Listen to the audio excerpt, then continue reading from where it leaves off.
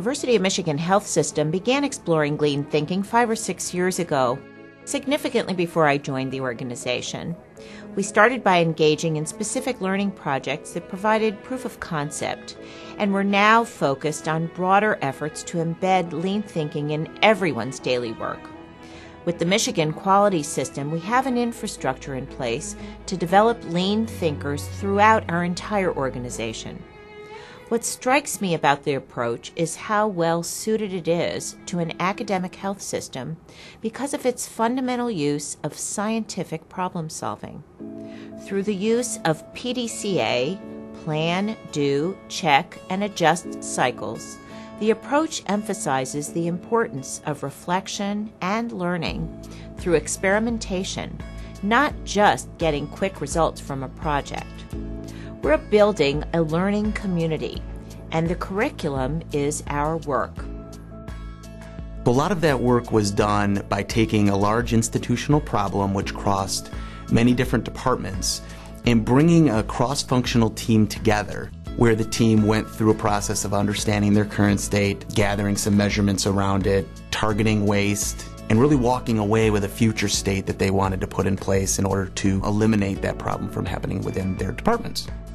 Wonderful things have resulted from all the different work that has gone on throughout the health system, but we're looking to take that next leap in how do we build this just into everyday activities.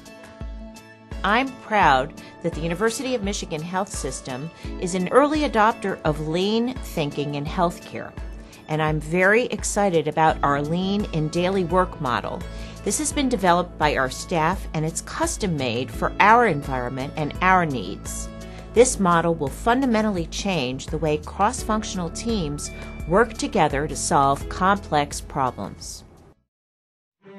We start by defining, measuring, and visually displaying our key operational metrics, which are directly linked to institutional strategic measures. In addition, the team ensures that the metrics are aligned with what our patients and internal customers tell us they value most about the services that we provide. The measures are updated visually in the area at a minimum on a daily basis so that we know exactly where we stand in relation to our goals.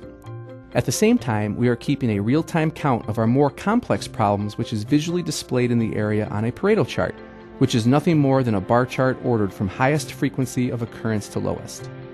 We then rely on routine and standardized daily interactions to help identify specific problems that are getting in the way of delivering value to our patients and our internal customers. A short daily team huddle takes place at our visual board in which we review our metrics, document the specific issues or problems we are facing that day, and brainstorm ideas for process changes that may have a positive impact on them.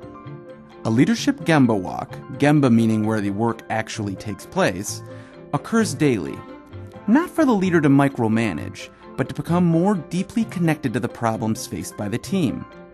During the walk, the leader dialogues with patients and families in an effort to better understand their experience, carrying forward any opportunities for improvement, as well as providing positive recognition to deserving faculty and staff. In addition, the leaders dialogue with team members around their specific ideas to address surfaced problems. They ask thought-provoking questions to mentor their team in the scientific method of problem solving, and ultimately the leader walks away with specific actions that they can follow up on to break down barriers and challenges faced by the team. This standard process is repeated on a daily, weekly, and monthly basis based on how close the leader is to day-to-day operations of the area. The team leads will then review the Pareto chart, typically on a monthly basis, to prioritize the more complex problems faced by the team. Typically, the problems with the higher frequency counts become prime candidates for deeper reflection and attention. As you can see, problems are surfaced during the daily team huddle and discussed with leaders during the Gemba walk. Additional new problems may also be surfaced and documented during these conversations.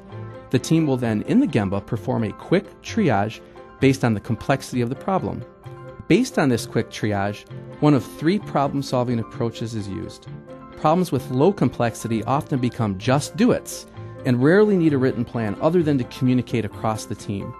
Problems deemed to have a medium level of complexity are addressed using the Everyday Lean Idea form, which is a standardized process that allows the team member to document their idea and plan for running an experiment to test the change. Problems with a high level of complexity are addressed using structured A3 problem solving, which follows the scientific method for identifying and addressing the root causes of our more complex issues. In this approach, different teams from across the value stream are invited to participate in the problem-solving process. Problem solving is built into already established team meetings to continue to develop our problem-solving skills, and of course to continuously solve problems. The results and learning from our experiments, whether successful or not, are then documented in a knowledge transfer repository, which is accessible by anyone in the health system. This allows us to more easily collaborate and learn from each other, while at the same time strengthening our position as a true learning organization. Profi Billing was the first group that we worked with, and Benji Johnson was really excited to be that person that went forward and tried these things out with us. My department is responsible for the revenue that comes to the University of Michigan Health System.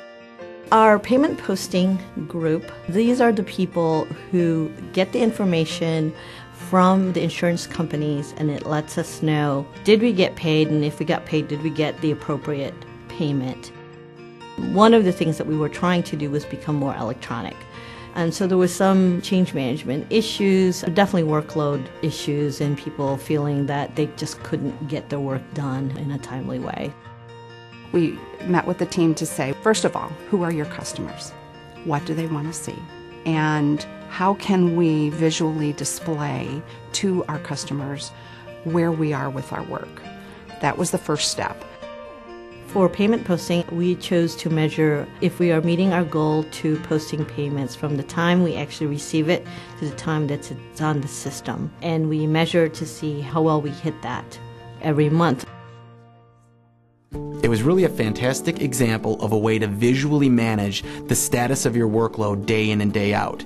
They realized great benefits from the clinical departments themselves who were curious where the team was. They could walk in and without interrupting anyone in their workflow, they could see where the team was in posting payments based on the date of receipt.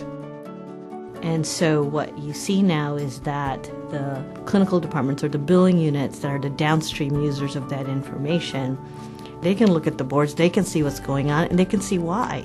They can see, oh, that batch was double what it normally is. I can see why they're behind.